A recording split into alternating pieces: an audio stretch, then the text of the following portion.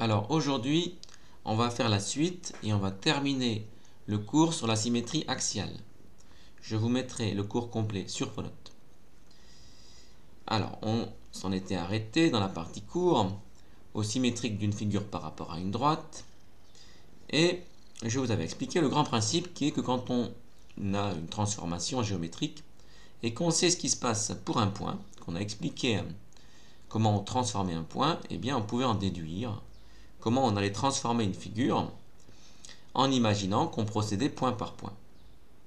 Ça permet de comprendre où va se situer le transformé de la figure. Et donc par exemple, pour cette figure ici, si j'envisage point par point, je vois bien que la figure complète, eh bien son symétrique, ce sera forcément ça ici.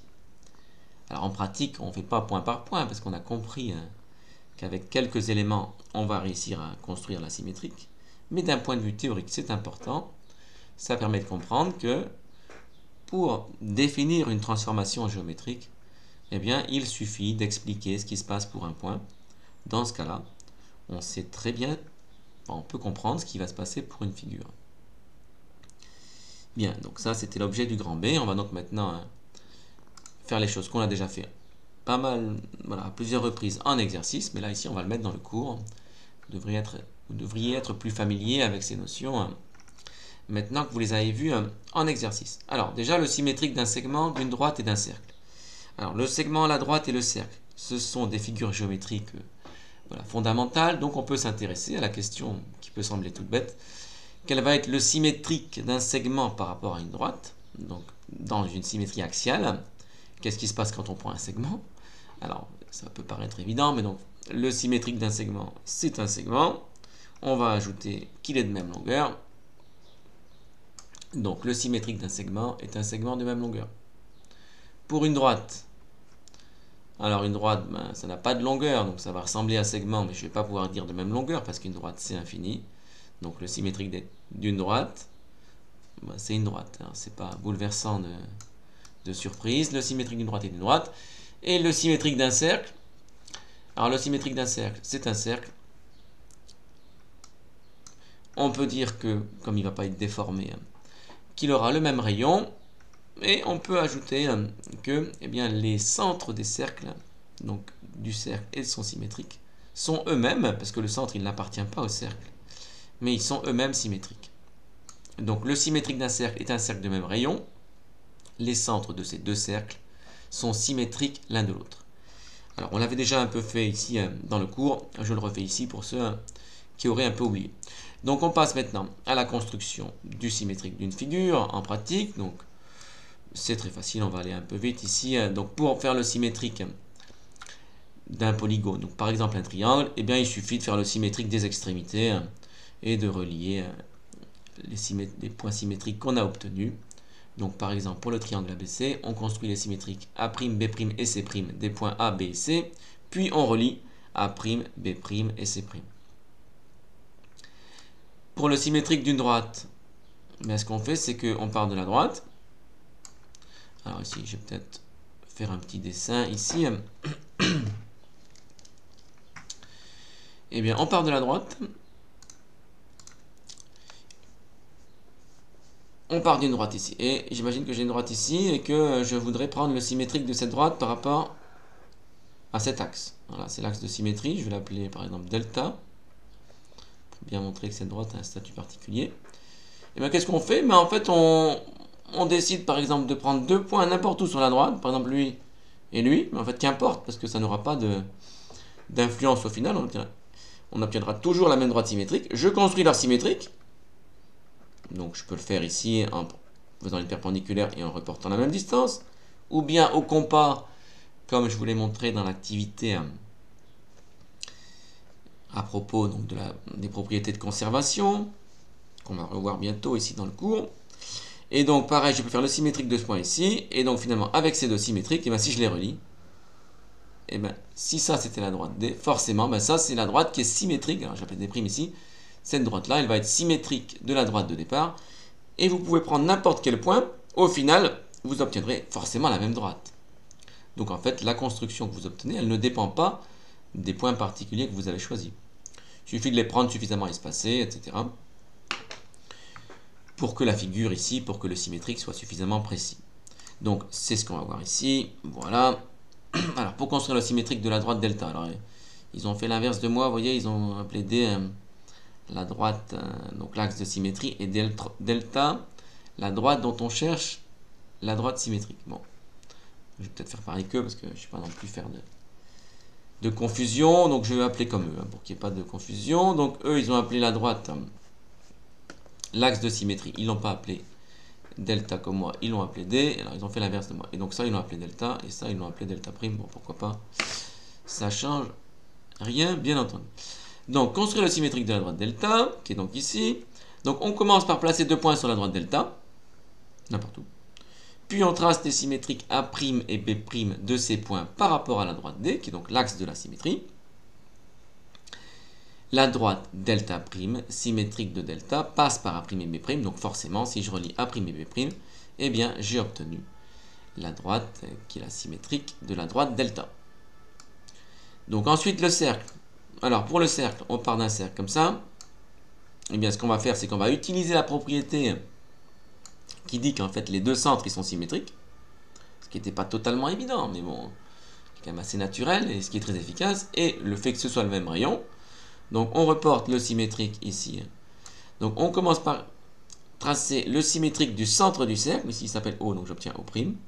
Et ensuite, on utilise le fait que le rayon ici va être le même que le rayon. Donc, le rayon du cercle C' va être le même que le rayon du cercle C. Donc, le cercle C' a le même rayon que le cercle C. Donc, c'est très facile de construire le symétrique d'un cercle par rapport à une droite. Donc, dans une symétrie axiale. Poursuivons. Alors, les propriétés de conservation, on va passer très vite. J'en avais déjà parlé lors de l'activité. On l'avait déjà survolé ici. Et je vous ai démontré à quoi ça servait. Enfin, je vous ai montré plusieurs applications de ces propriétés de conservation. Et en particulier, j'espère que vous n'avez pas oublié, le fait que ça justifie une construction au compas qui est souvent très utile. Donc, pour construire le symétrique d'un point par rapport à une droite, on peut le faire au compas en exploitant les propriétés de conservation. Je vous rappelle la technique. Si vous avez une droite et un point M et que vous souhaitez obtenir son symétrique par rapport à la droite D, eh bien une solution consiste à placer 2 points, par exemple je vais les appeler A et B, sur la droite, n'importe où, et à utiliser le fait que ces points, eux, ne bougent pas par la symétrie axiale, et qu'il va y avoir conservation des longueurs, donc forcément le point M', donc qui va être symétrique du point M, il va être à la même distance du point A que le point M, parce que le point A ne bouge pas. Donc autrement dit, ici, AM, ça va être égal à AM', et donc je peux tracer le cercle de centre A passant par M.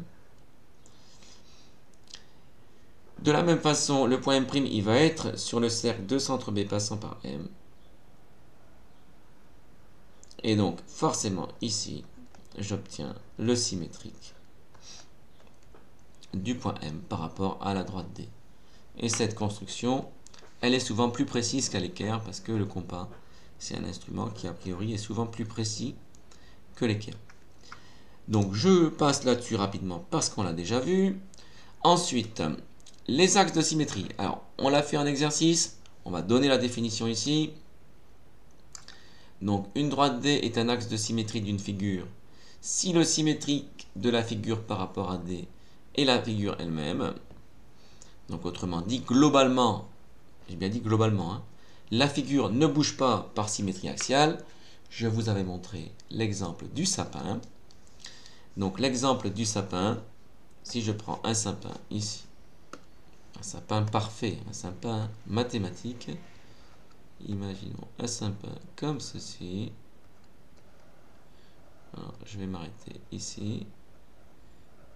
Eh bien, si j'envisage ici la symétrie axiale par rapport à cet axe, le sapin, globalement, la figure constituée par le sapin, par rapport à cette droite D, eh bien, son symétrique, c'est elle-même. Parce que la partie qui est à droite, elle va aller à gauche, la partie qui est à gauche, elle va aller à droite, mais au final, le symétrique du sapin, c'est lui-même. Et donc, voilà cette définition qui est peut-être un peu difficile à comprendre, telle que je l'énonce comme ça. Donc, une droite D est un axe de symétrie d'une figure. Donc, par exemple, ici, l'axe de symétrie du sapin, par rapport Si la figure, donc, je reprends. Une droite D est un axe de symétrie d'une figure si le symétrique de la figure par rapport à la droite D est la figure elle-même. C'est la figure elle-même parce qu'en fait, il y a une partie qui va, vous voyez, c'est que globalement, la figure ne bouge pas en fait. Quand je fais son symétrique, j'obtiens rien de nouveau. Parce que la partie de droite, je vais obtenir la partie de gauche, j'obtiens la partie de droite. Donc au final, le symétrique de la figure, c'est la figure elle-même. Et donc c'est ce qu'on appelle un axe de symétrie. Et donc c'est très important parce que en architecture et dans beaucoup de domaines,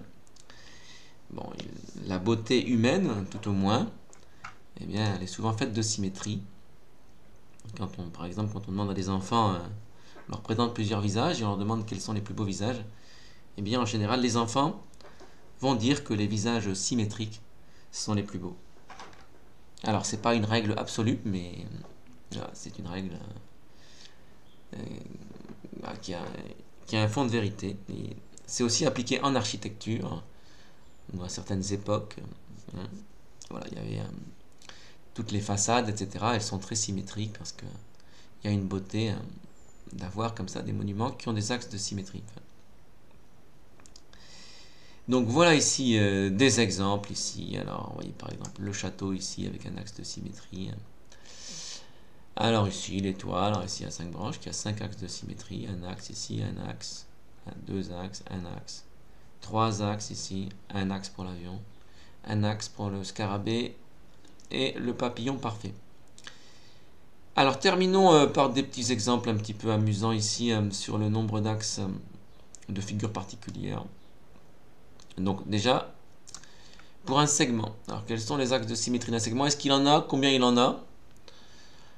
Bon, alors je vous laisse réfléchir un petit peu à cette question. Je fais un segment, combien il a d'axes de symétrie?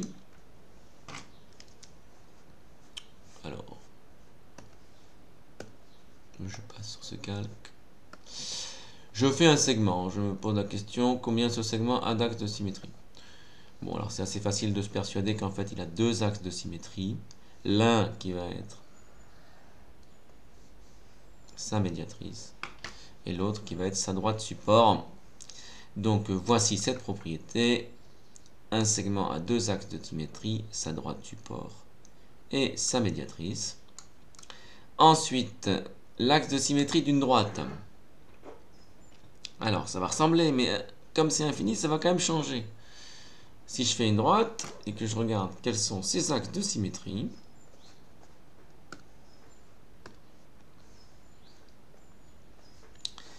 eh bien, regardons, j'ai une droite, ses axes de symétrie. Alors j'ai envie de faire une médiatrice, mais c'est pas possible parce que c'est infini. Mais je me dis qu'au final, en fait, je peux en prendre plein en fait. Donc là, c'est là, c'est là. Et je peux prendre la droite elle-même. Donc là, les axes de. Donc une droite, elle a une infinité d'axes de symétrie qui sont toutes ces perpendiculaires et la droite elle-même. Donc une droite a une infinité d'axes de symétrie. Je n'ai pas précisé ici qu'il s'agissait de toutes les droites perpendiculaires à la droite en question et à la droite elle-même, qui est son propre axe de symétrie. Et enfin, on va passer aux axes de symétrie d'un cercle. Alors, si je prends les axes de symétrie d'un cercle, je prends un cercle, je regarde quels vont être ses axes de symétrie.